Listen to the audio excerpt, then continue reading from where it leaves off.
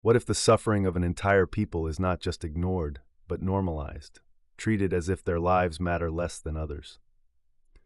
The war in Gaza is not just a political crisis. It is a sociological mirror, exposing how the world values some lives over others.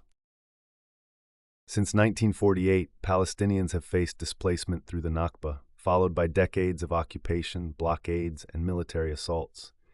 Each stage has been justified under the language of security, while the lived reality is the slow erasure of a people.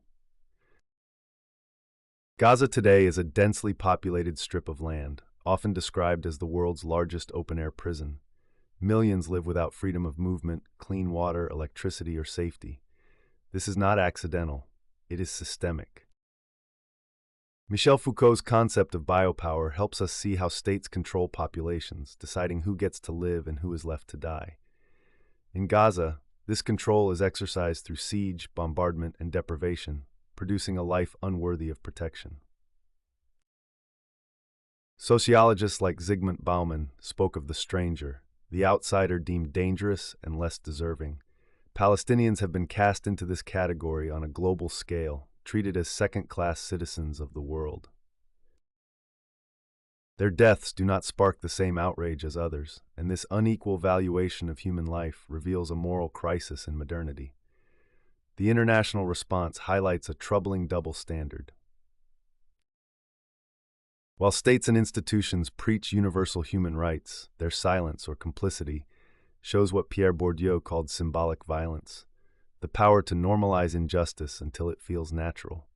The United Nations, founded to prevent atrocities, appears powerless. From a historical perspective, this is not new. The Nakba of 1948, the occupation of 1967, the intifadas of the 1980s and 2000s, all marked by global indifference.